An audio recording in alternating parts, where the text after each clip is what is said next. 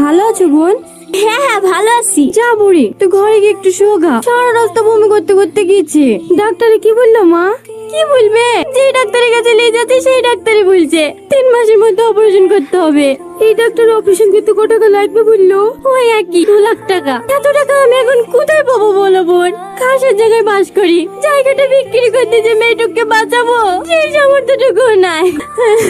কাঁদো না বোন, সালমাকে আমার সাথে পাঠিয়ে দাও। 3-4 মাস দিল্লিতে কাজ করলে 1 লাখ টাকা ইনকাম হয়ে যাবে। আর আমাদের মহাজনটাও খুব ভালো, 50,000 টাকা অ্যাডভান্স নিয়ে দেবো, ওইতে ছোট বোনের অপারেশনটা হয়ে যাবে। আলা ঠিকই বলছে মা, আমাকে যেতে দাও, আমি আর ছোট কষ্ট দেখতে পাচ্ছি না।